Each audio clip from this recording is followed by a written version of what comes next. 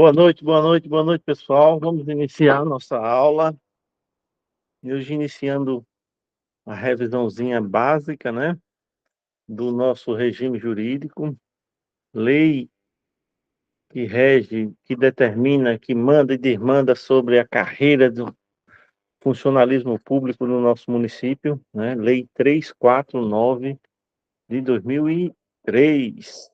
Vamos lá, começando, nós temos aí uma perguntinha. Me tirou uma dúvida, na aula passada, a gente começou a resolver, concluímos a lei e começamos a responder questões do início.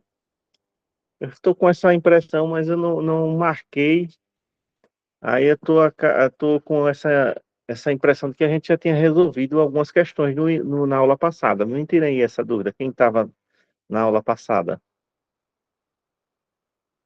Alguém estava na aula passada? Que suspense. Hein, gente? Vocês lembram? De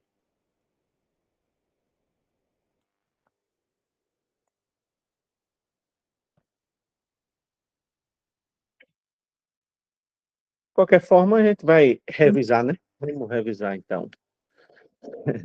Se ninguém se pronuncia, alguém falou no chat, deixa eu olhar se falou nada, ninguém. Tem alguém aí? Quem é que tá aí? Maria Lucivânia, Marta, quem mais? Dona Maria Margarete, Marlene, Vitória, boa noite, Lucivânia.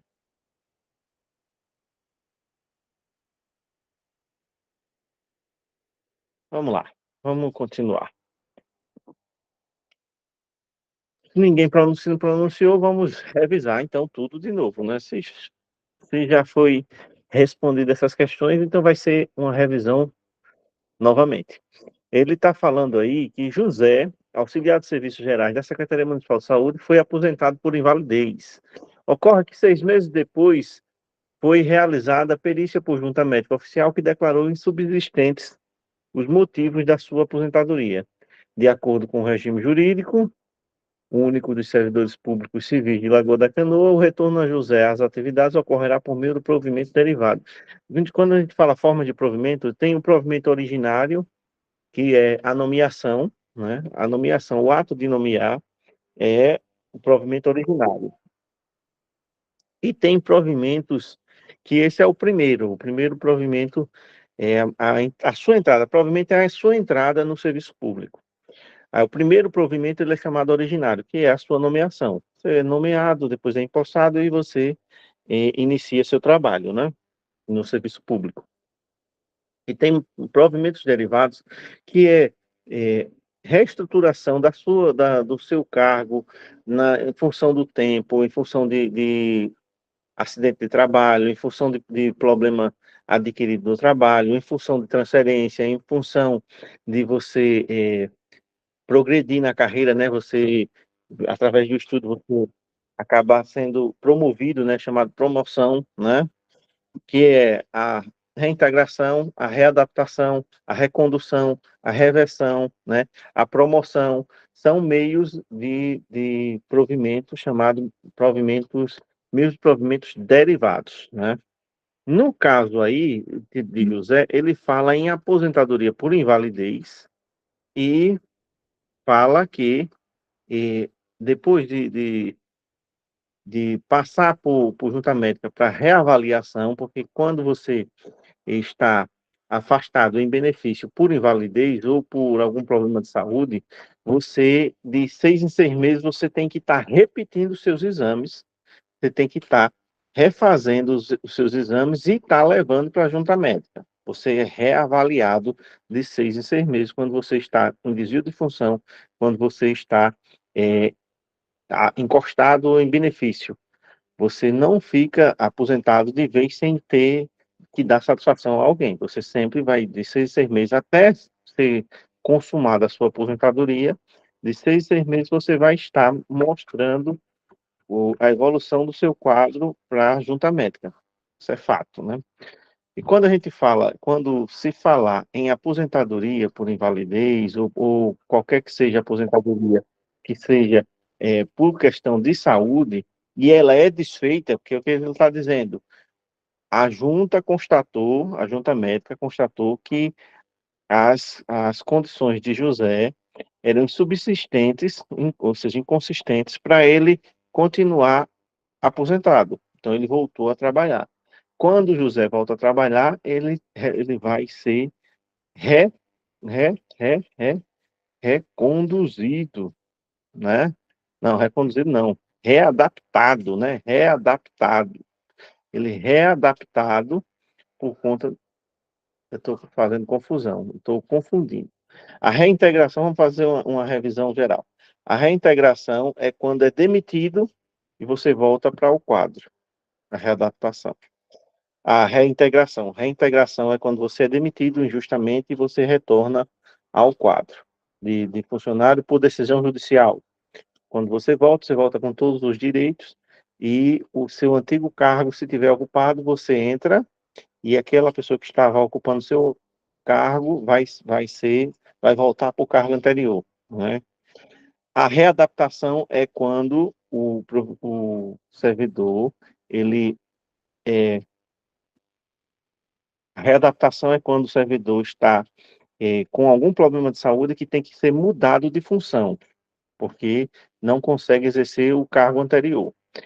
A recondução é quando um cargo está vago, você é promovido para aquele cargo, por exemplo, um cargo que foi reintegrado, de alguém reintegrado. Aí você está ocupando ali temporariamente. Quando o reintegrado retorna, você vai ser colocado à disposição, você vai voltar para o cargo anterior, você vai ser reconduzido. E no caso de aposentadoria, a gente tem que lembrar da reversão. Reversão, é isso, eu fiz uma confusãozinha atrapalhando com recondução. A recondução, ela é duas possibilidades. Quando você assume um concurso novo, você vai, e em vez de você pedir exoneração, você pede afastamento para licença para assumir um cargo, um concurso novo. Aí você tem os 3 anos de estágio probatório, né? Ao final do estágio probatório, se você é aprovado, aí você é exonerado do cargo anterior, né? Se caso não haja compatibilidade, né? E a lei não permita a acumulação. E no caso, se você for reprovado no estágio probatório, aí você é reconduzido, você retorna para o seu cargo anterior, né? A recondução é nesses termos, e o outro termo de recondução é caso você assuma algum servidor do seu setor tenha sido demitido através de um processo administrativo, né?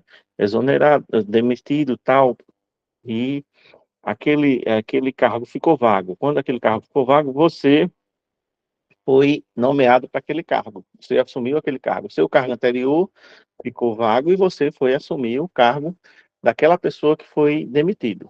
Porventura, aquela pessoa ganhou na justiça o direito de ser reintegrado, de voltar para o serviço público. Ele vai voltar para o cargo que era dele, então você estava no lugar dele, você vai simplesmente sair e vai voltar para o seu cargo anterior, sem direito a vantagem nenhuma. Você volta para o seu cargo e pronto. E aquele que foi reintegrado volta para o cargo anterior, reintegrado ao serviço público e com todos os direitos que ele tinha, que ele deixou de receber com a demissão, ele recebe. No caso da aposentadoria por invalidez, é revertido a situação. Revertida a situação, a gente tem que lembrar a reversão. Toda vez que falar em aposentadoria, a gente está falando em reversão, o retorno da atividade, aquele ato administrativo que tinha dado a José a sua aposentadoria por invalidez, que foi reavaliado pela junta médica, e a junta médica determinou que José tinha, eh, não tinha consistência, mas o quadro de saúde dele melhorou e ele poderia voltar ao trabalho, aí ele volta ao quadro, ao serviço, à ativa, né?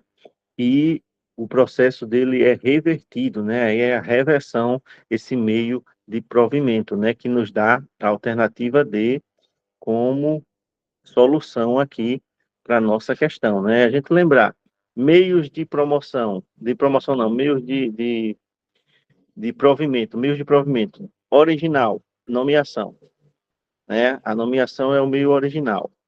E meios derivados, Aí vem a reintegração, quando é demitido e retorna. Readaptação, quando adoece, não consegue exercer as suas funções do cargo que você exerce, que é seu. Aí você vai ser readaptado em uma outra função que você tenha condições de trabalhar. Um exemplo que eu sempre digo, sempre falo, é a questão dos professores, a questão da quando eles criam problema na garganta, né, que chamam calo na garganta, e não conseguem falar, e quando falam demais acabam perdendo a voz ou ficando com dores na garganta. Aí esse professor ele é readaptado, geralmente ele vai para a sala de leitura, ele vai auxiliar na secretaria, ele vai trabalhar na coordenação, né? Isso é readaptação, você adoeceu, você não consegue mais exercer seu cargo, você vai ser colocado em um outro para exercer uma função dentro semelhante à que você exercia, só que você tem a condição físicas e mentais de exercer aquela função. Recondução, são duas as situações. Uma é se você passar num outro concurso, aí você não precisa pedir exoneração de imediato do seu concurso anterior, né? Você pede o afastamento para assumir outro cargo público. Aí é uma licença, né, que você tem direito. Você passa aqueles 3 anos sem remuneração, você não recebe do seu cargo anterior, né? Você passa os 3 anos no novo concurso. Após o estágio probatório é que você efetiva a sua demissão, ou se você não for aprovado a, a, no estágio probatório, se você não for aprovado no estágio probatório, você pode retornar para o cargo anterior, você é reconduzido. Você não vai deixar de ser funcionário público, só que você volta para o seu cargo anterior. Você é reconduzido. Recondução é essa alternativa, e a outra alternativa de recondução é quando há uma demissão de um servidor, né? E a gente sabe, há uma diferença entre exoneração e demissão. A exoneração é um ato administrativo que você pode pedir, né, a sua exoneração a pedido, ou se caso você não assuma o seu cargo, você é nomeado, empossado. Depois da posse, você tem 30 dias para assumir seu cargo, né? Lembrando, só recapitulando. Caso você não assuma nesses 30 dias, aí você é automaticamente exonerado, né? Você perdeu o concurso. Ou você pode pedir, né, a sua exoneração também, né? E caso você não seja aprovado no estágio probatório, também você é exonerado também. Demissão, não. Demissão já é uma punição. Demissão é uma punição. É que o serviço público tem regras, você tem obrigações, você tem deveres a ser cumprido que você não pode, e tem proibições, né? E tem proibições que você não pode desobedecer aquelas obrigações, aquelas regras, e você também não pode eh, infringir essas proibições, né? Você pode sofrer um processo administrativo, e os processos administrativos são três as possibilidades de punição: a advertência leve, a suspensão mediana e a mais grave, a demissão, né? São essas três as situações. Então, a gente tem que separar. Exoneração é diferente de demissão. E no caso do aposentado por invalidez, que tem a sua aposentadoria desfeita porque a sua situação de saúde melhorou e você pode voltar a trabalhar, é o que a gente chama de reversão, é que o ato de aposentar foi revertido e você retorna à ativa, né? Ascensão não existe, né? Existe a promoção, que a promoção é a questão de você evoluir na carreira através do seu estudo, né? Você, nível fundamental, seu concurso, né? Você faz o nível médio, aí você vai evoluindo, você vai ganhar um pouquinho a mais, aí você é promovido. Aí você faz uma faculdade, você é promovido mais uma vez, você vai evoluindo, você faz uma pós-graduação, você faz um mestrado, você faz, né, o teto é o doutorado, né? Você fechou no doutorado, a sua carreira está completa, aí você não tem mais promoção. Mas enquanto você puder evoluir até o doutorado, você pode ser promovido no serviço público, né? Então, ficou claro, gente, essa questão, essa pequena revisão das formas de provimento, Lembre sempre, o meio originário de provimento é a nomeação. Você ser nomeado é o primeiro, a sua entrada no serviço público, né? Vamos lá, lembrando, deixa eu ver qual é a pergunta. Promoção é o mesmo que progressão,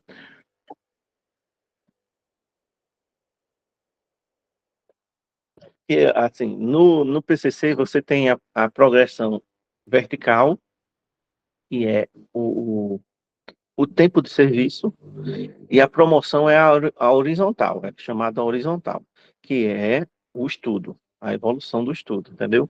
Aí tem uma diferençazinha, né? A promoção está falando do você evoluir estudando, e a progressão é você evoluir pelo tempo de serviço que você vai trabalhando. A diferença basicamente é essa, viu, Mayara? Foi entendido? Muito bem, então vamos seguir. Falando aqui do estágio probatório. O estágio probatório, você, ao final dos 3 anos de estágio probatório, lembrando que no nosso município, o regime jurídico diz que o estágio probatório é de 3 anos, né? Ao final de 3 anos, você é avaliado. Você é avaliado pela frequência, você é avaliado pela disciplina, você é avaliado pela sua iniciativa, você é avaliado pela produtividade, você é avaliado pela sua responsabilidade, né? Essa questão é dada, né? Porque quando se fala em avaliação, não vai avaliar se você foi irresponsável, se você foi improdutivo, né? É, é simples assim, né? Mas é uma questão que vocês têm que lembrar disso. Quais são os 5 critérios de avaliação no estágio probatório? Assiduidade e frequência. Disciplina é o seu dia a dia, sua organização, o seu dia a dia no trabalho, na manutenção do serviço, na constância, né? Você ser disciplinado é isso, né? Capacidade de iniciativa, sim, a gente tem que lembrar que, ó, no serviço público, a capacidade de iniciativa, vamos dizer, incentivada, né? Porque vocês lembrem que na partezinha lá que fala das gratificações, lá na frente a gente vai ver, tem gratificação por iniciativa, por você ser, como é, tem a palavrinha, você descobrir uma solução para um problema, você solucionar um problema da gestão, você encontrar um meio de economizar, tudo isso é possível de você ser gratificado por isso, né? O que falta muitas das vezes é gestores quando eu falo é diretores, é coordenadores que não observam isso, né? Que ainda estão muito fechados para não perceber que o dia a dia da sua equipe de trabalho pode surgir algo bom, bacana, é, é, que pode ser incentivado, fazendo com que outras pessoas tenham iniciativa, é, tentem resolver problemas, saiam da caixinha, né? Saiam da caixinha. A caixinha ou saiam da caverna, que nem dizia Platão, né? E vão além do seu serviço, né? Busquem solução para os problemas do seu trabalho, do seu local de trabalho, que isso pode ser incentivado e deveria ser vamos dizer, visto pelos nossos superiores, né? Seja no setor de trabalho, seja na escola, seja o coordenador, seja o diretor, né? Quando você encontra soluções para os problemas do dia a dia, precisa ser visto, precisa ser mostrado e precisa ser valorizado. E tem instrumentos, né, que têm gratificações para isso, que poderia ser melhorada a relação do colaborador com o serviço, né, e temos mais pessoas proativas, mais pessoas que busquem soluções para os problemas do dia a dia na gestão pública, né? Quem sabe um dia a gente não consiga ter essa visão generalizada, não hoje ser exceção, né? Ser apenas você estudando, você vendo, né? Isso seja debatido e seja defendido, que incentivado, que os superiores estejam atentos a esses detalhes do dia a dia do trabalho, né? Para melhorar o atendimento, melhorar o serviço, né? E melhorar, sim, a imagem da administração pública. Isso que é o objetivo, né? O objetivo é esse. Então, aqui na nossa segunda questão, nós temos assiduidade, disciplina e capacidade de iniciativa como verdadeiras, né? Improdutividade é produtividade, né? Não é o improdutivo. E responsabilidade a resposta seria a resposta correta, e não irresponsabilidade, né? Então, nossa segunda questão está solucionada. Vamos para a terceira.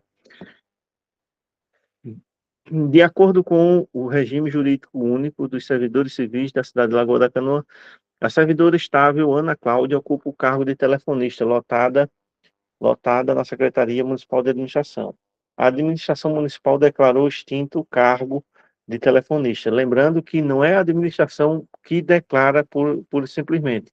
Cargo extinto, ele é extinto pela Câmara de Vereadores. Cargo, para existir, ele é criado pela Câmara de Vereadores, né? Sem que ser através de lei. Vi que já marcaram aí, né?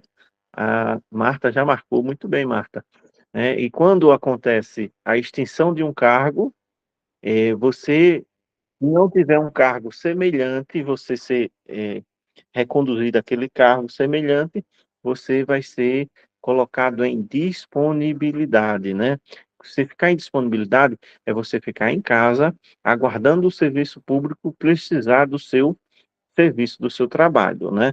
Mas isso tem uma desvantagem, porque você vai receber de acordo com o seu tempo de serviço, né? Vai ser proporcional. E isso não é bom, né? Você receber o seu salarinho proporcionalmente, né? Você não é coisa boa, né? Mas toda vez que a gente falar de extinção de cargos, a gente, se não tiver dizendo que ele foi para um cargo semelhante, com atribuições semelhantes, com salários iguais, essa situação o servidor é colocado em disponibilidade, sempre, viu, gente? Não esqueçam desse detalhe. A Lei Orgânica do Município de Lagoa da Canoa traz disposições gerais sobre a administração pública e sobre o servidor público em geral. Segundo o regime jurídico único dos servidores públicos municipais, quais entes que devem obedecer tais diretrizes? Quem deve obedecer às diretrizes da lei orgânica, do regime jurídico do nosso município? Quem? Qual é o ente em si? É o regime jurídico, a lei orgânica daqui, ela vai interferir, vai ter que ser obedecida pelo Estado, pela União, pelas outras cidades, né? Aí, por aí a gente já tira, né? Não, né? Né? As outras cidades têm que fazer a sua própria legislação, o Estado tem que fazer sua legislação, a União também tem sua legislação também, tem o regime jurídico único da União. Então, no caso do nosso regime jurídico, da nossa lei orgânica, quem tem que obedecer é a administração pública do nosso município, seja ela direta ou ela indireta, né? Mesmo nós não temos autarquias, nós não temos empresas públicas, nós não temos sociedades de economia mista dentro do nosso município, mas poderíamos ter, né? Isso aí fica facultado a receita, a orçamento, se o município tem, né?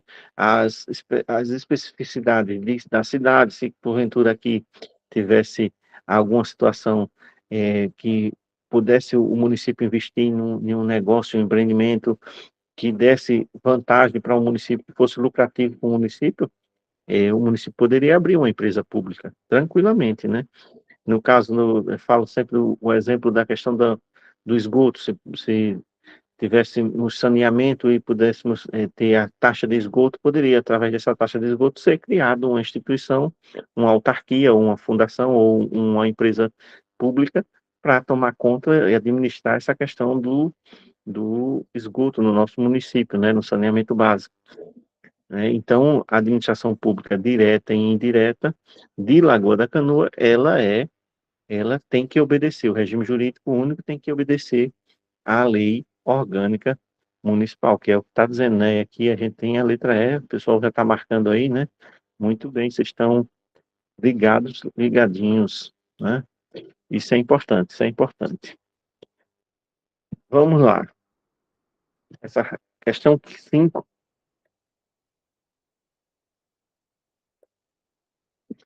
Em relação ao regime jurídico dos servidores públicos civis da cidade de Lagoa da Canoa, assinala a alternativa correta, né? A correta ele quer, né? Vamos analisar item por item. A responsabilidade civil do servidor público por ação ou omissão somente ocorre quando houver dolo resultar em prejuízo ao erário e a terceiros. O que ele está dizendo aqui? Que se você tiver culpa, você não vai responder pelas suas ações enquanto servidor público, né? E a gente viu que o servidor público ele é responsável civil, criminal e administrativamente por suas ações ou omissões, por culpa ou por dolo. Culpa é quando você não teve a intenção de fazer. E dolo é quando você teve a intenção, você fez o ato primeiro de aquilo acontecer, daquele ato administrativo errado acontecer, foi sua vontade. Então, quando fala somente dolo e isenta culpa de responsabilidade, a gente já sabe que está errado, né?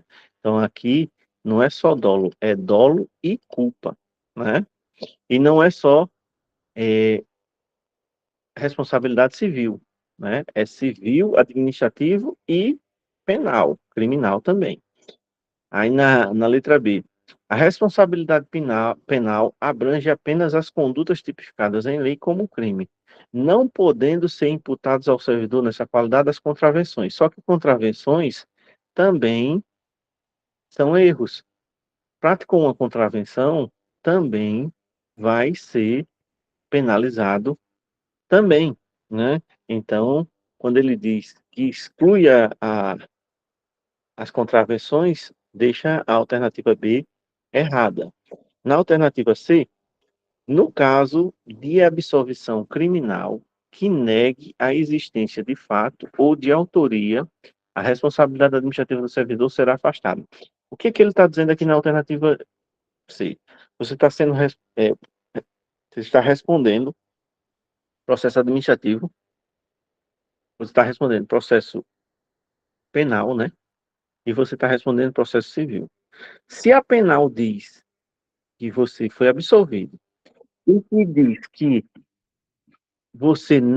o fato não existiu ou que você não participou do fato, as outras duas, a civil e a administrativo, perde efeito, porque a condenação criminal, o processo criminal mostrou que você era inocente, né?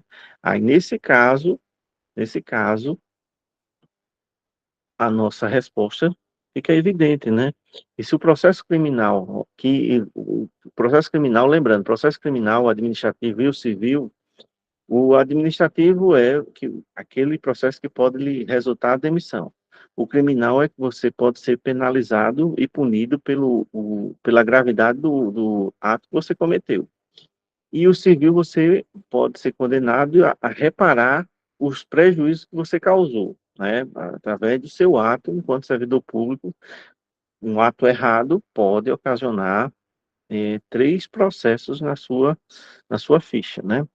Sendo que o processo administrativo anda sem interferir no criminal, o criminal anda sem interferir no administrativo e no civil, e o processo administrativo também não interfere no civil, andam paralelo, não para em relação ao outro. Os 3 processos andam paralelo e chegam à conclusão, há 3 conclusões, né? Uma no âmbito administrativo, uma no âmbito criminal e outra no âmbito é, civil, né? São as 3 situações. Agora, quando o processo criminal chega à conclusão de que você não participou do fato, que o fato não existiu, que você não é o autor do fato, simplesmente você é isento da responsabilidade, porque você não foi provada a sua inocência, né? Aí você sai a esfera administrativa e a esfera civil também acaba o processo, né? Você não pode ser punido, já que você foi inocentado, que você não teve nada a ver com o fato, como na letra C ele nos diz, no caso de absolvição criminal, que negue a existência do fato. Se o fato não existiu, você não cometeu o fato, né? ou a sua autoria. Se negou a sua autoria, você não foi o autor do fato, então também morreu o problema, né? O problema deixou de existir. Vamos olhar na letra D e na letra E qual é o erro, né? Na letra D diz: a responsabilidade civil administrativa e o resultado de ato comissivo ou omissivo praticado por servidor público, independentemente, ele já está aqui deixando uma coisinha do, independentemente no momento da conduta, encontra-se fora do desempenho do seu cargo ou função. Olha, a responsabilidade civil e administrativa, ela está, você sendo o servidor público, se você cometeu o ato no horário de trabalho, você é responsabilizado. Se você cometeu o ato fora do horário de trabalho, você é responsabilizado também, né? Aqui ele está dizendo que você, estando fora do serviço, né, você pode responder, né? Agora, se você cometeu um ato contra o seu serviço, aí você vai responder. Você vai responder. No caso, se você está fora do serviço, você vai ser punido pelos atos que você falam, que você faz fora do seu trabalho, que não é um ato contra o seu serviço, contra a administração pública, aí não tem nada a ver, né? Aí você teria que estar a conduta, você está no desempenho do seu trabalho, não fora, e não fora, né? Que aí, quando ele diz que é independentemente se você está fora do desempenho do seu cargo, você está fora do serviço público, você não está em horário de trabalho, aí acontece alguma coisa no serviço e você é responsável, né? Não tem sentido isso, né?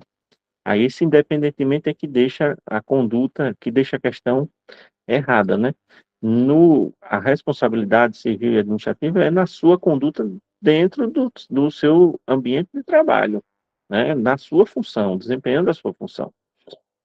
E na letra E, as ações civis, penais e administrativas não são passíveis de cumulação. Ele quer dizer que não acumula, só que acumula. As três andam e as três podem chegar a punições, uma na esfera civil, uma na esfera administrativa e outra na esfera penal, né? Que esse não acumulam, esse aqui não são passíveis de cumulação, é que deixa a questão errada. E aqui vamos lá, uma pequena revisão sobre os princípios da administração, os 5 principais princípios administrativos, que é a legalidade, a impessoalidade, a moralidade, a publicidade e a eficiência, né? A legalidade ela tem um princípio que é voltado para a pessoa física, né? Cidadão comum, e o princípio que é voltado para a administração pública, né? A pessoa comum, cidadão comum, a pessoa física, ela faz tudo aquilo que a lei não proíba, né? O que a lei não proibir, você pode fazer. Já a administração pública, ela faz tudo aquilo que a lei determina. Então, todo ato público, toda ação pública tem por trás uma lei que regulamenta.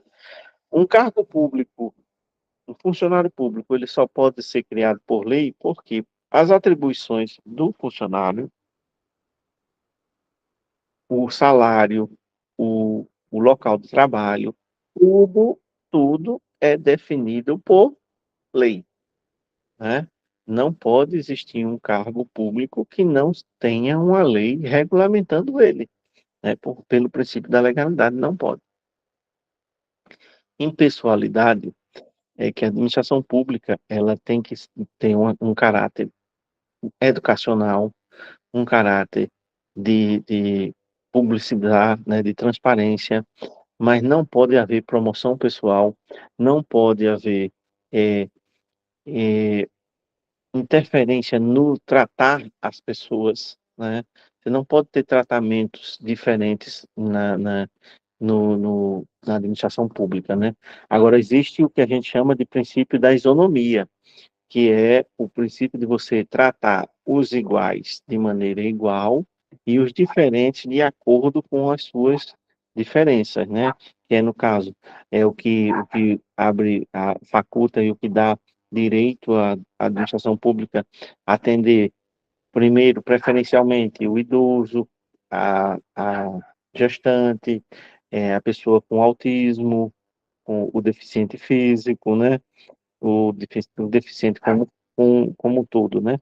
As pessoas com deficiência, com necessidades especiais, elas têm o direito de serem atendidas primeiro, exatamente pela questão desse princípio da isonomia, né? Que é você tratar os iguais de maneira igual e os diferentes de acordo com as suas diferenças, né? Para tentar igualar aquela diferença e tentar atender aquela pessoa da melhor forma possível, né? A impessoalidade é que lida com essa questão da isonomia também. A moralidade é que a administração pública tem que ser tratada com os princípios éticos, morais, né? A conduta tem que ser proba, né? Tem que ser uma conduta é, com, com positiva, uma conduta de ética sempre voltada para fazer o certo, né? O certo em si. É até que você tem, na administração pública, você tem superiores, você tem uma hierarquia, né? Mas uma ordem ilegal não é para ser cumprida. Uma ordem legal é para ser denunciada, né? Se o seu superior lhe manda, lhe determina uma ordem que seja ilegal, e você tem ciência e consciência de que aquela ordem, você está infringindo alguma lei, você está infringindo alguma questão dos princípios da administração, você não vai, você não é obrigado a obedecer, agora você é obrigado a denunciar. Você denunciar o seu superior, você denunciar aquele caso, né? Aquela tentativa de que você cometa uma ilegalidade, né? Ordem legal não é para ser cumprida. Essa história de que a gente tem que respeitar, acatar o superior, tem, mas quando a ordem é legal, quando o que está sendo determinado é dentro dos parâmetros, dentro da lei, está correto. Caso contrário, você não pode obedecer ordens ilegais. Isso pode ocasionar, por omissão sua, um processo que, sendo descoberto o erro do seu superior, mas você que participou, né, você também pode ser envolvido em um processo e poder até acarretar demissão do seu superior, mas a demissão sua também, porque você foi omisso, né? Então, a gente também pega essa questão da questão da moralidade em si, da ética, da coisa certa, da probidade administrativa, é exatamente você fazer o que deve ser feito certo, o que está dentro da lei, o que está dentro das suas atribuições. E ordem ilegal a gente não cumpre, né? A gente denuncia. O princípio da publicidade, que é o princípio da transparência no serviço público, né, que os atos administrativos precisam ser claros e precisam ser publicizados. As pessoas precisam saber o que acontece, o que está é, ocorrendo no município, o que a administração pública está fazendo em si. Por isso que o princípio da publicidade é uma regra. A exceção é o sigilo. O sigilo ocorre quando? Quando é questão de segurança, quando é questão de, hoje pela a lei de proteção, a Lei Geral de Proteção de Dados, LGBTD, parece, proteção de dados. É, os dados pessoais, eles não é que seja proibido, mas os dados pessoais hoje, você pode observar, você não consegue mais encontrar um CPF de ninguém na, na internet. O CPF, os órgãos públicos, vai estar lá 3 estrelinhas de um lado, 3 números no meio, né? E 3 estrelinhas do outro, né? Está fechando ali, você não consegue mais identificar o número do CPF das pessoas, porque é um dado pessoal, é uma informação pessoal, não é para ser divulgada, é informação pessoal, né? Mas quando é sigiloso é porque há alguma questão de segurança. Aí eles colocam sigilo. E a eficiência em si, que é mais recente, a eficiência é uma emenda constitucional que de 97 ou é 98, alguma coisa assim, que coloca que o serviço público ele precisa ser eficiente. Como nós trabalhamos com recursos escassos, nós não podemos ser estragados, né?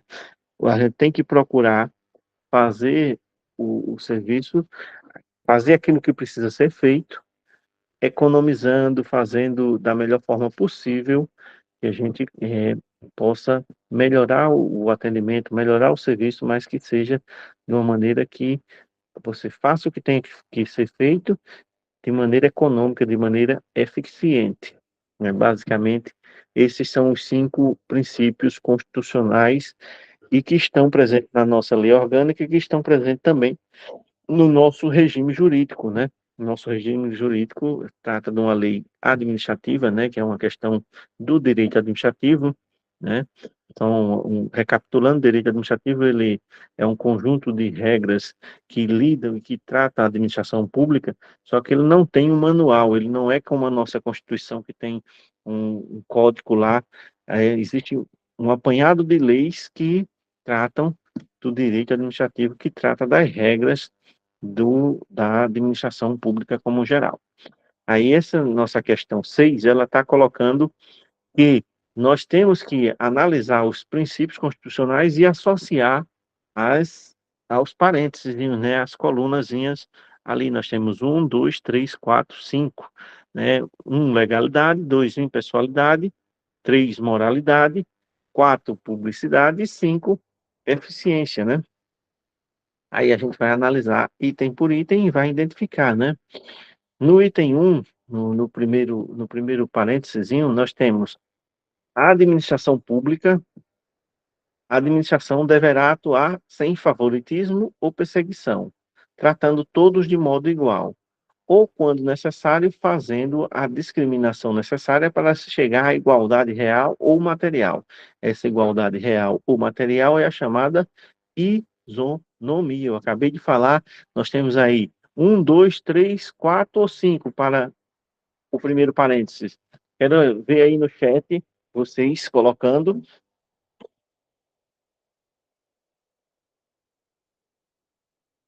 Marilene já colocou ali 2. Alguém concorda? Alguém discorda? Está falando aí de impessoalidade. A administração deve atuar sem favoritismo ou perseguição, tratando todos de modo igual. Ou, quando necessário, fazendo a discriminação necessária para se chegar à igualdade material. Exatamente isso mesmo, gente. A gente está falando aí de impessoalidade. A impessoalidade, você tem que tratar todo mundo de maneira igual. Agora, os desiguais, você tem que ir se adaptando e tratando de maneira diferente para chegar a essa tal igualdade real ou material, que é a chamada isonomia. Na, no item, no segundo parêntese, nós temos garantia de todos, ao direito de receber dos órgãos públicos informações do seu interesse particular ou do seu interesse coletivo ou geral, que serão prestadas no prazo da lei sob pena de responsabilidade, ressalvadas aquelas cujo sigilo seja imprescindível à segurança da sociedade. A gente está falando aí de quê? 1, 3, 4 ou 5? Vamos aí no chat aí, para vocês. Muito bem, vocês estão antenados. Nós estamos falando aí do princípio da publicidade. Muito bem, muito bem. É o princípio da publicidade, né? Todo mundo tem direito à informação, desde que ela não seja uma informação é, que tenha sigilo por questão de segurança. E aqui no parêntese 3, nós temos no parêntese 3 organização racional dos meios e recursos humanos, materiais e institucionais para a prestação de serviços de qualidade e em condições econômicas de igualdade dos consumidores. Ele está falando aí de quê? Um, três ou cinco? Um, três ou cinco, a gente está falando. A gente está falando de eficiência, né, gente? E organização racional dos recursos humanos e recursos materiais, né? Essa é o que a gente chama de eficiência. Você ter uma organização, você ter meios para a prestação de serviço de qualidade com condições econômicas. Ou seja, você fazer a história do você fazer o que tem que ser feito sendo economizando. Isso é eficiência.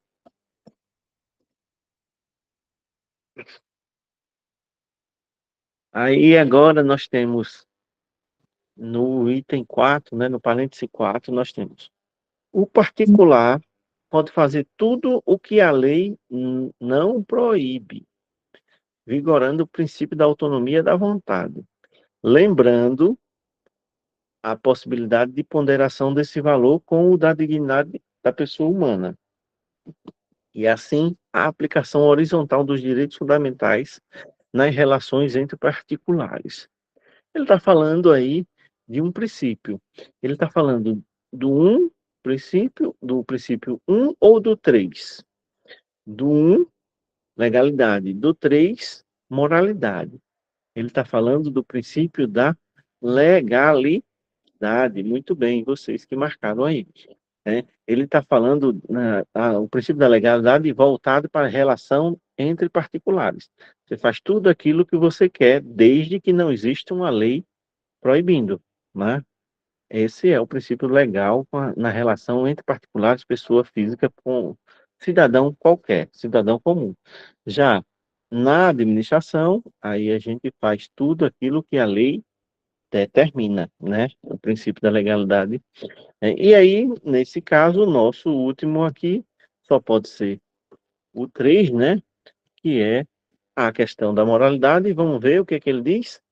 A administração pública deverá agir com boa fé, sinceridade, probidade, lhaneza, lealdade e ética. Agora eu fiquei curioso de buscar o que significa esse lhaneza. Qualidade afável, sigileza, delicadeza, austeridade. Austeridade, né? Austeridade, entra como austeridade. Entra como austeridade, lhaneza, austeridade. Então, nós temos aqui a nossa resposta aqui, letra C, né? Letra C, a nossa resposta aqui, 2, 4, 5, 1 e 3. Dúvidas, gente? Dúvidas? Vamos aí. Perguntas? Tá todo mundo entendendo o que a gente está falando?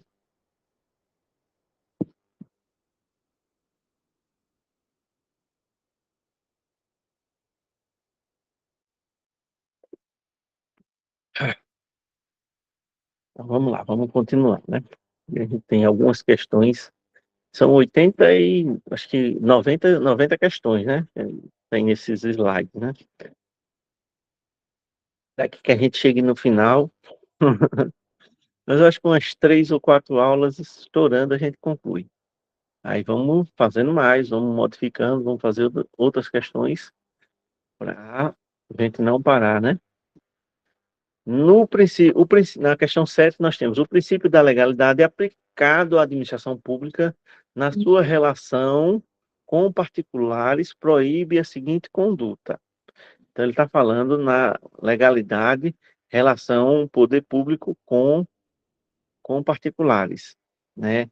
Proíbe a seguinte conduta. Qual é a conduta que é proibida nessa relação entre particulares? Primeiro, no item A, interesse do coletivo está acima do interesse particular. Isso é proibido, gente? O interesse coletivo está acima do particular na relação do, da administração pública com o particular. O interesse do particular é igual ao interesse da administração? Não, né? Então isso não é proibido, né? A gente sabe que em situações de emergência, em situações de utilidade pública, de necessidade do município, sua casa pode ser utilizada, seu terreno pode ser utilizado, né? Isso a gente sabe que no interesse da administração sempre vai favorecer a coletividade. Então, o interesse coletivo sobressai sobre o interesse particular. Então, a letra A não é a nossa resposta, né? Na letra B diz: aplicação de penalidades se a relação entre a administração pública e o particular for de natureza contratual. Numa relação contratual, vamos colocar numa licitação. Há o vencedor que vai fornecer um serviço ou um equipamento ou um produto à administração, né? Nesse contrato, se o vendedor, o ganhador dessa licitação, não cumprir o contrato, ele pode ser punido pela administração, como também a administração, se ela não pagar, se ela não efetuar o pagamento, o vencedor ali da licitação, ele pode entrar na justiça requerendo o pagamento ou não. O que ele está dizendo isso aí que ele está dizendo que há penalidades, tanto para a administração como para o administrado, né? Como para no caso do contrato de licitação, o vendedor, o comércio, a empresa, né? Prestadora de serviço e a administração. Esse contrato, ele abre a possibilidade, se caso descumprido, tem a penalidade para um como para outro. Então, isso não é a nossa proibição, né? Isso é possível e a administração, todo contrato entre prestadores de serviço e administração pública, contrato de fornecedores e administração pública, tudo tem regras que devem ser cumpridas. O não cumprimento pode ocasionar penalidade, sim. Na letra C, aplicação de restrição ao direito de propriedade, ainda que previstas em lei. É proibido restrição ao direito de propriedade. Eu acabei de falar, em emergências, a sua casa pode ser utilizada, né? Em uma situação de emergência, a sua casa pode ser utilizada pela administração pública. Então, a restrição é possível, sim, de direito à propriedade, é possível. Então, na letra C, não é. Aí, na letra D, correção de ilegalidade de ofício ou mediante provocação, cometida pelo servidor no exercício das suas funções. O que que ele está dizendo aí na letra D? Que a administração pública pode corrigir qualquer ilegalidade que ela saiba, de ofício que o superior, o chefe do setor, descobre uma irregularidade cometida por um servidor, imediatamente ele tem a obrigação de corrigir aquela ilegalidade. Ou quando ele é provocado, ou seja, ele recebeu denúncia, descobriu ali o problema, ele vai ter que imediatamente corrigir a situação e resolver a situação. Aí na letra E, que é a nossa resposta, ele diz: aplicação de pena administrativa não prevista em lei. Não prevista em lei não vale nada na administração pública. Tudo tem que ser através de lei. Então, essa questão são cinco alternativas e as quatro primeiras deixa, você pode ter uma dúvida aqui, outra ali, né? Mas quando você lê a última, você não vai poder errar uma questão dessa, né? Porque você sabe que tudo na administração pública é por lei, é através por lei. Ele tem sempre uma lei regulamentando tudo. Então, essa não prevista em lei não pode existir uma penalidade se não existir lei, não é? Então, essa nós estamos com a letra E. Agora, na oitava, vamos aí. Vocês vão ter eh, 2 minutinhos para ler e responder essa questão. Eu vou só esperar a resposta de vocês.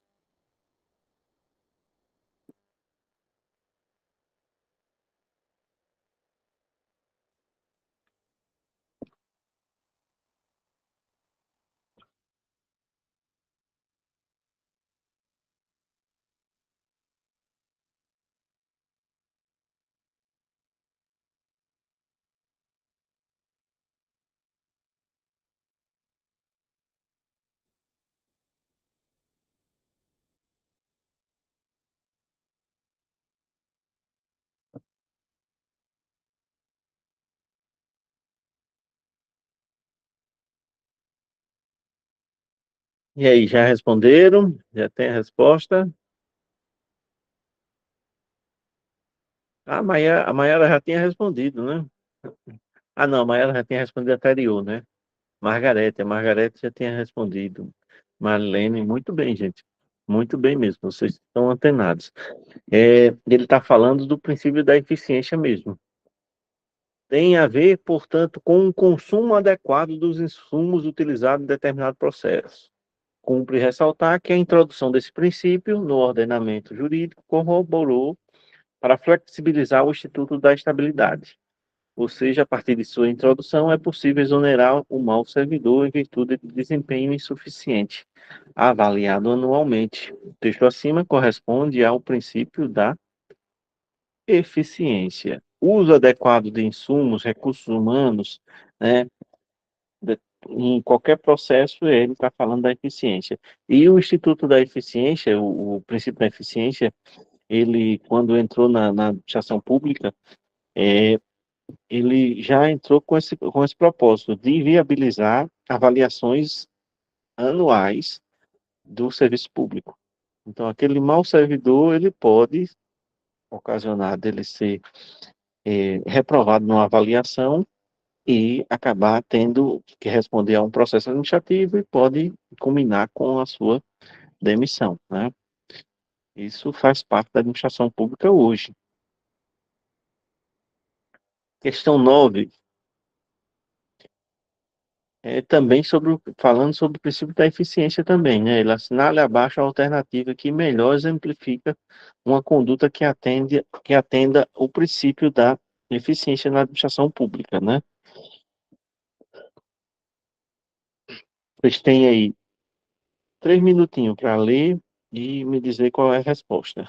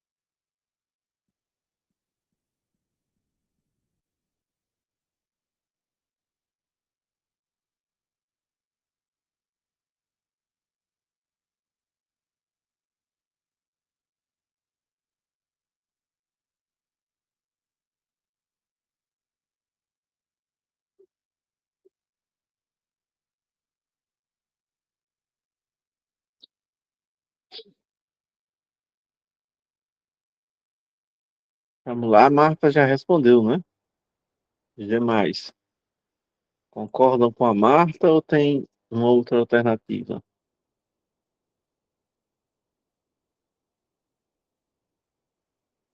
Nayara também. Exatamente, gente. Jonatas, na nossa questão aí, é que ele foi bastante eficiente, né? Quando ele fala aqui na letra A, ele fala: Marcos tinha o prazo de 30 dias para concluir uma tarefa e que sua chefia direta o havia incumbido e conseguiu atender o prazo, finalizando com sucesso dentro dos 30 dias. Marcos fez o trabalho dele dentro do prazo, não tem nada de eficiente aí. Né? Não tem, esse não é um exemplo de ser eficiente. Na letra B, Miguel, tesoureiro de determinada secretaria, encerrou o exercício de 2021 havendo executado apenas 73% do orçamento anual, permanecendo com 27% da verba guardada na conta bancária do órgão. Você não gastar o orçamento, isso não é uma questão de eficiência, pode ser incompetência, né? Você gastar mal o recurso é que não pode. Mas com tanto na administração pública, com o pouco recurso que tem e com tanto serviço que precisa ser feito e a gente fazer o serviço com o equipamento adequado, sem estar com as condições adequadas de trabalho, é, tendo dinheiro em caixa, é ser incompetente, não eficiente. Então, Miguel não foi um bom tesoureiro, ele foi um mau tesoureiro. Na letra C diz: Ângela concluiu com êxito um procedimento licitatório que presidia, cumprindo todas as etapas legais exigidas para a realização, culminando na contratação da empresa habilitada. Ângela é presidente de uma comissão de licitação. Ângela tem a função de presidir um processo de licitação. O processo foi feito com êxito, tranquilo, chegou à contratação. Ângela não fez mais do que a obrigação dela. Não tem nada de eficiência, nada fora da curva que Ângela possa se destacar, porque ela é presidente de uma comissão e a comissão fez um processo licitatório. Então não tem nada demais nisso aí. Ela fez o trabalho dela. E na letra D diz: Sandra encerrou o ano de 2021 com um índice de assiduidade pessoal em 92%. Sandra foi assídua, foi frequente, né? 8% de, de, de falta no ano, né? Vamos colocar, são em média 200 dias, né? Tirando o sábado e o domingo, em média de uns 250 dias, mais ou menos. Todo mês tem mais ou menos, tem 8 dias no final de semana, né? Mas tem mês que tem 5 semanas, né? Aí uma média, vamos botar uma média de sábado e domingo, 8 por mês, 8 vezes 12, 48, né? 48 no ano, então nós temos uma média de 300 dias de serviço, né? Tira os feriados, tira as situações que a gente sabe, aí vamos colocar aí 92% de frequência é uma boa frequência, né? No entanto, não tem nada de eficiente nisso, né? Agora, na letra E, que é a nossa resposta, né? Como vocês já responderam, Jonatas, ele foi incumbido de fazer um levantamento, ele fez um levantamento de preço, constatou que o custo médio de aquisição de 10 computadores modernos para a sua repartição seria de 32 mil. No entanto, Jonathan negociou, Jonathan saiu da caixinha, né? Nesse exemplo aí, Jonathan foi proativo, ele teve uma capacidade de iniciativa onde ele, em vez de pegar e comprar os 10 computadores com os 32 mil, ele partiu para uma negociação com o fornecedor e conseguiu comprar 12 computadores, né, com 28 mil, né? Economia de 4 mil com relação aos 10 e ganhou 2 máquinas, né? Isso é sair fora da caixinha. Jonathan, em qualquer repartição onde o chefe, o superior, tem essa percepção de que precisa ser valorado esse tipo de iniciativa, esse tipo de situação, Jonathan, na empresa privada, ele ganharia uma foto, né? Uma foto de funcionário destaque, né? E uma gratificação. Na gestão pública não é diferente. Não há possibilidade da foto em si como funcionário destaque em si, mas há a possibilidade sim da gratificação. Uma situação como essa, Jonathan, deveria ser premiado, ser destacado e divulgado para que os outros funcionários também se incentivassem a ter iniciativa e proatividade para buscar soluções, buscar o melhor para o serviço público, né? Jonathan saiu da caixinha e fez o trabalho dele decente, né? Essa 10ª questão, ela é uma questãozinha de graça que a gente tem que ter, não pode errar essa questão, de maneira nenhuma. Então, vocês me digam aí a resposta dessa 10ª questão.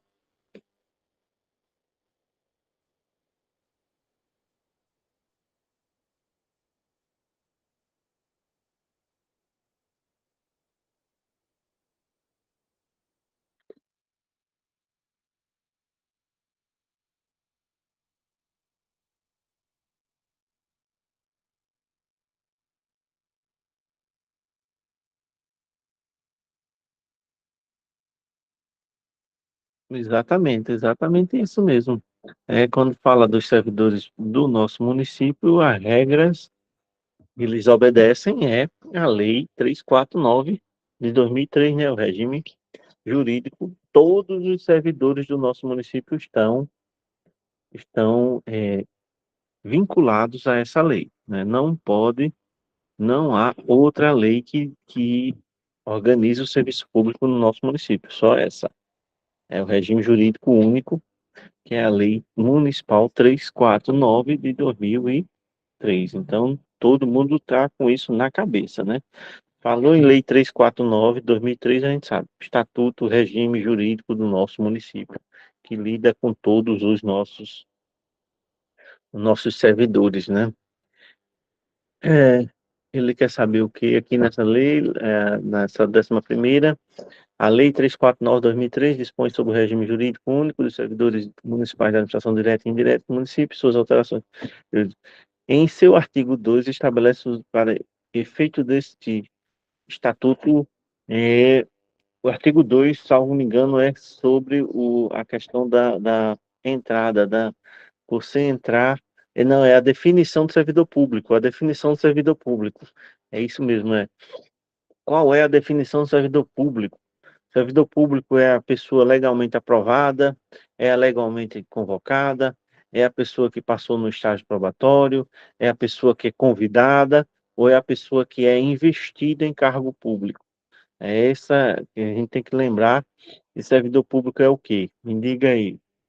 Aprovado é servidor, aprovado não é garantia de ser servidor, né? Você pode ser aprovado, mas não está dentro do número de vagas e não ser convocado, né? Você ser convocado para assumir, você ainda não é servidor. Você vai ter que levar a documentação, passar pelos exames médicos, né? Já tem um processo entre a convocação e você assumir. Você passar pelo estágio probatório, você entra no serviço público e você começa a ser servidor.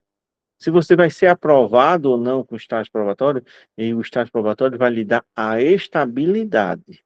A estabilidade. Servidor você já é, né? Porque você, ao entrar, você já é servidor público. Agora, a estabilidade é conquistada 3 anos após, né, do estágio probatório e você ser aprovado na avaliação. Então, essa letra C não condiz com a realidade. E muito menos a letra D, né? Convidada, convidada. Quem é que é convidado a ser servidor público? É efetivo só através de concurso público e ao ser nomeado, empossado, a pessoa, ao assumir o cargo, ele é a pessoa legalmente investida em cargo público. É como uma roupa, você coloca a roupa, você está vestido, né? Você assumiu o cargo, você está investido no seu cargo. Pronto, acabou. Você vai concluir o seu tempo de trabalho até a sua aposentadoria sem dor de cabeça, né? Com a estabilidade garantida, né? Depois dos 3 anos, e você é servidor público legalmente investido. A gente tem que guardar esse detalhe, né? O que é servidor público é a pessoa legalmente investido em cargo público, investida em cargo público, é ser servidor público. Os critérios para você assumir cargo público, né? Quais são os critérios para você assumir cargo público? Tem os critérios que são definidos pelo regime jurídico e tem os critérios também extras que são definidos de acordo com o cargo, né? Na lei de criação de cada cargo tem um critério para você assumir aquele cargo, né? Então, cada cargo da gente, esses critérios também são colocados nas atribuições, no, no, no edital, vai estar lá os destaques que você precisa fazer para assumir o cargo público. Tem cargos que precisam de exame físico, né? O exame psicotécnico, todos precisam, mas exame físico, alguns exigem, né? Tem cargos que precisa de habilitação, né? E você precisa ter habilitação. Sempre tem um detalhe que vai ser colocado no edital também a mais, né? Mas tem os critérios gerais e que está lá no artigo 6º do nosso estatuto, né, do nosso regime jurídico, né, a, a esses critérios que pode você assumir um cargo público. E aí, qual é a resposta aí? Nacionalidade brasileira, direitos políticos, quitações com as obrigações militares e eleitorais, nível de escolaridade, idade mínima, aptidão física e mental. Todas estão erradas, algumas estão certas, outras erradas, todas estão corretas. Qual é a resposta aí, hein, gente? Vocês me digam aí, futuros servidores públicos do nosso município, município de Lagoa da Canoa, com tanta gente bonita trabalhando e se tornando servidor público aí no ano de 2023, né? Eu quero ver qual é a resposta aí dessa alternativa. A, B, C, D ou E?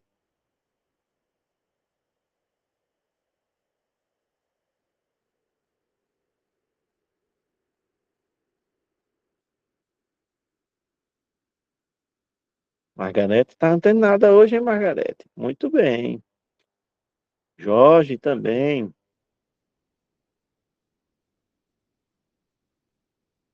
Muito bem, gente. Vocês estão ligados. Para você assumir o cargo público, você precisa ter nacionalidade, você precisa ter nacionalidade brasileira, você está em dias com seus direitos políticos, você está quite com as suas obrigações militares para os homens e eleitorais para ambos, né?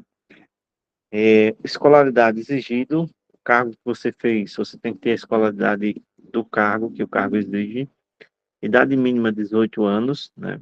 Aptidão física e mental. Esses são os critérios para você ser servidor público, né? Você ser investido no servidor público, né? Todas as 6 alternativas estão corretas na nossa questão ali. Agora nós temos assinale a alternativa que está de acordo com os dispositivos da Lei Municipal 349 de 2003, né?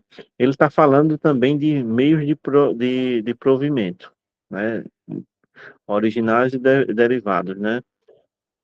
Agora eu quero ver quem é que está ligado e vai me responder essa questão. Quero ver quem é que vai, vai me responder essa questão. Leiam aí, vocês têm aí 2 minutinhos, até 8h15, para me dar essa resposta.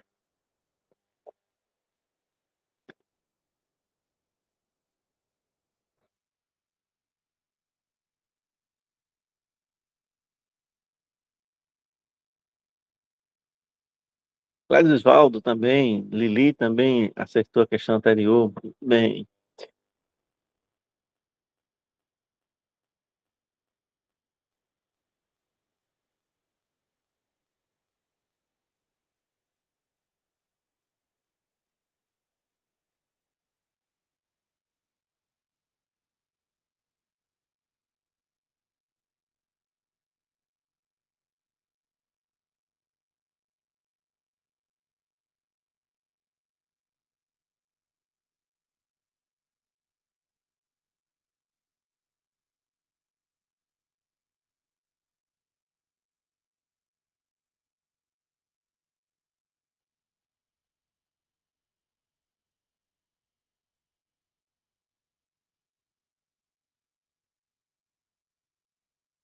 muito bem, Margarete. Muito bem mesmo, muito bem. Gente, a nossa resposta é a letra E mesmo, né? É um caso, a resposta correta é recondução. Aí vamos ver as outras alternativas e ver o que nós vamos relembrar o que é, né? Redistribuição, gente, a critério do serviço público. A redistribuição é o que a gente, é aquela questão da necessidade do serviço público e a mudança que você pode fazer com seus servidores para suprir essa necessidade. Vamos um exemplo aqui, nós temos aqui ali naquela comunidade ali, na comunidade não, né, no bairro, é o bairro Júlia Barbosa, o bairro ali da antiga Matança, né, existe o bairro Júlia Barbosa, gente, o bairro Júlia Barbosa existe, é aquele bairro ali da antiga Matança. Ali nas intermediações ali do bairro Júlia Barbosa, nós temos uma escola que está sendo construída, né, uma escola de 12 salas.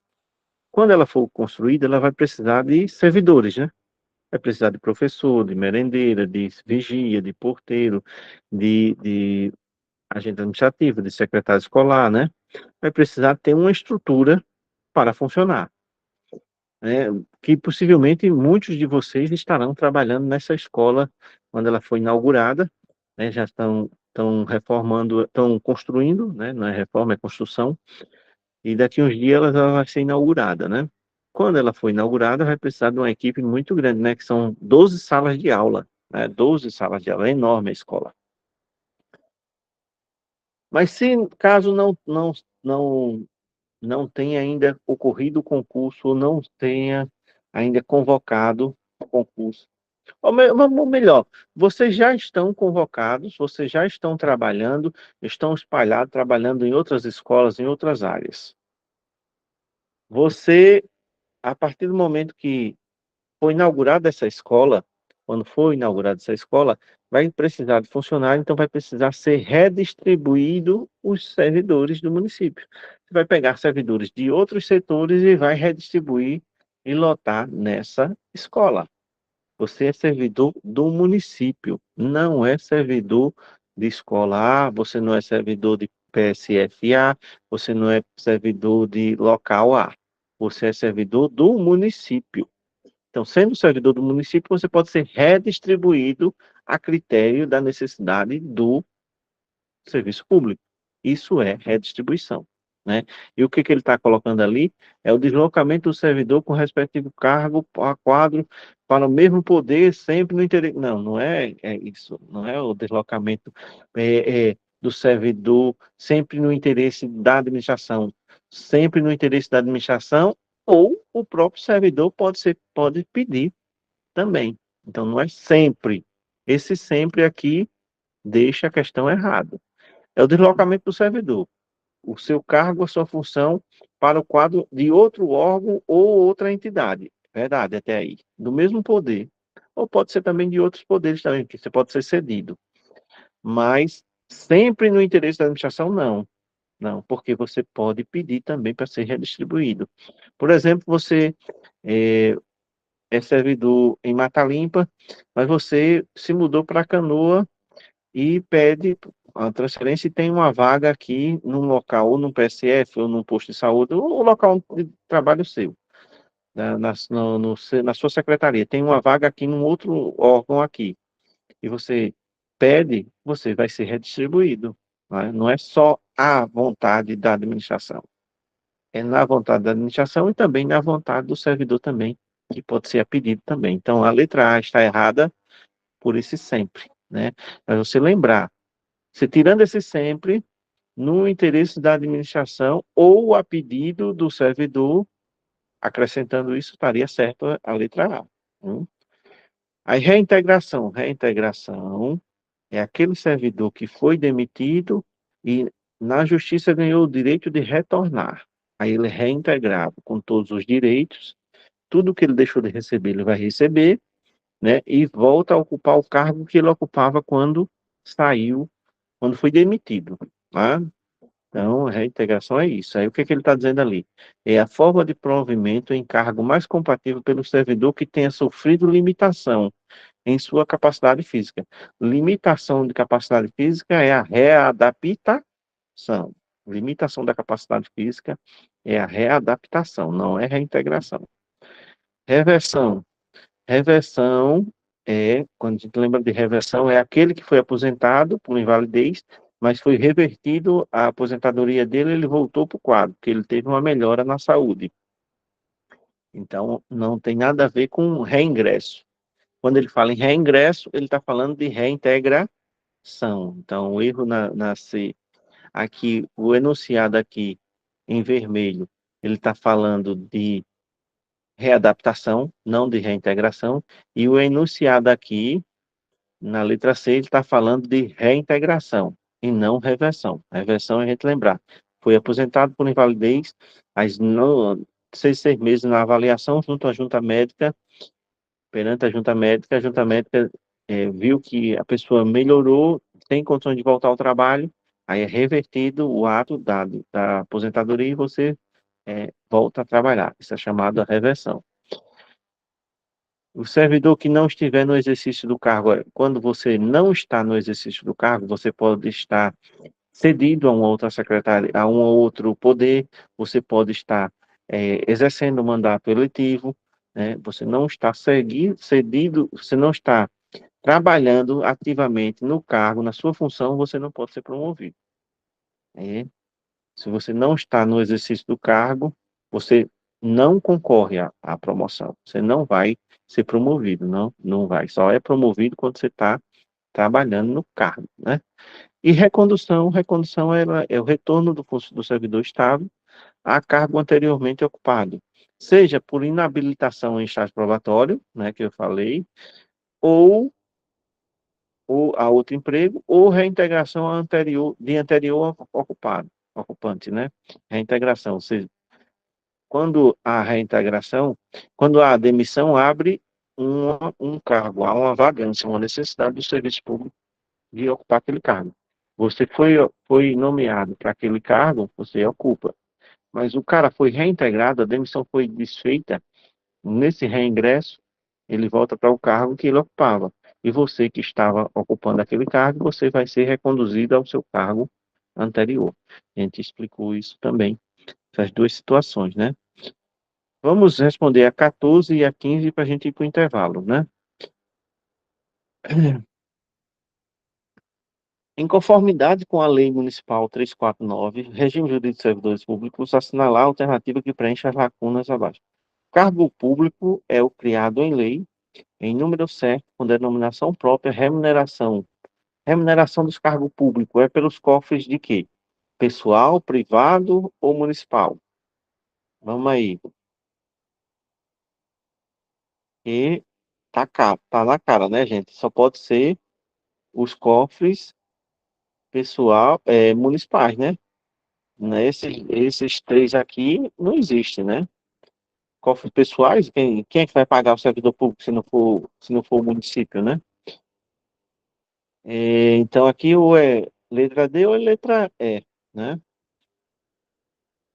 Em número certo, com denominação própria, é remunerado pelos cofres municipais, ao qual corresponde um conjunto de atribuições e responsabilidades cometidas a servidor privado, né? Tá na cara, né? Essa é a letra D, a nossa resposta, né? Letra D é a nossa resposta. As demais não consta, né? Vamos lá, 15ª, pra gente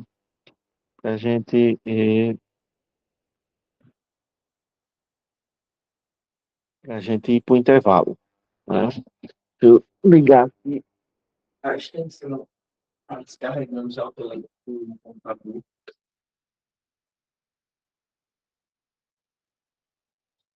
E aí, essa está falando sobre a questão das férias, né? Artigo 78 fala sobre as férias. Quando é que o servidor tem direito às férias? Vamos aí, me diga aí qual é a resposta aí. Vocês têm 2 minutos aí para. Dois não, né? 3 minutos, vamos colocar. 3 minutos para vocês me responderem aí. Quando é que o servidor tem direito às férias?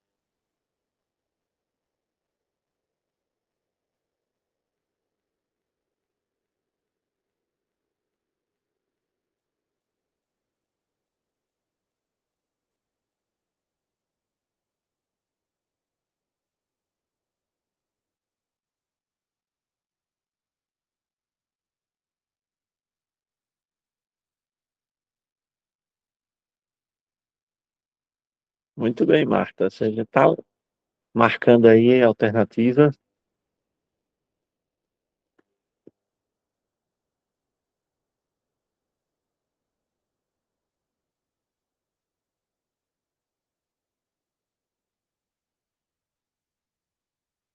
Marta, Jorge já respondeu, né? Exatamente. E essa questão, a nossa resposta é a letra E mesmo. O primeiro período de aquisitivo de férias, para você gozar, a primeira férias, você tem que ter 12 meses de trabalho, fato, né? Mas vamos identificar e fazer uma pequena revisão sobre a questão das férias, analisando qual é o erro em cada alternativa. Na letra A, ele fala que é 10 meses para você ter acesso às primeiras férias. E isso deixa a questão errada, né? Na letra B, mais uma vez, não, as férias reduzidas a 10 dias quando o funcionário contar no período aquisitivo com mais de 9 faltas não justificadas ao trabalho. Não, não, não é 10 dias não, que é reduzida não. É reduzida a 20 dias, né? Você perde 10 dias de falta, e não você não perde 20. Isso aqui está errado, é o que deixa a questão B, a letra B errada, né? Aí na letra C, as férias não poderão ser parceladas em 3 etapas, e elas podem sim, desde que o servidor requeira, antes de iniciar as férias, ele pode requerer um acordo ali no seu setor de trabalho, ou ele pode requerer na Secretaria de Administração também. Aí na letra D diz: as férias poderão ser parceladas em 2 etapas, desde que assim requeridas antes do início. Não é até duas, é até três. É até três. Esses são os erros que temos na letra A, na letra B e na letra C e D, né? Sendo a nossa resposta a letra E para o primeiro exercício, né? O primeiro período aquisitivo de férias são exigidos 12 meses de trabalho, né? Você começou a trabalhar, você vai ter. Aí alguém pode dizer: ah, mas eu começo a trabalhar em janeiro, mas eu sou professor, aí eu tenho as férias do meio do ano. No meio do ano não é férias. Meio do ano é recesso escolar, são 2 semanas, e quem é professor nesse recesso está trabalhando mais do que se estivesse em sala de aula. É ilusão achar isso, né? Você pode estar afastado da sala de aula, mas o trabalho não para. Não é verdade, Lucivânia? É ilusão para quem pensar assim, né? Então, gente, ficamos por aqui, nessa primeira aula, né? Vamos ter um intervalozinho, né? 15 minutinhos a gente retorna, a gente volta para a gente continuar. Vai, na segunda parte da aula, acredito que a gente consiga responder mais umas 15 questões até 10 horas, viu? Então, deixa eu desligar aqui a gravação, que ontem eu esqueci de desligar a gravação.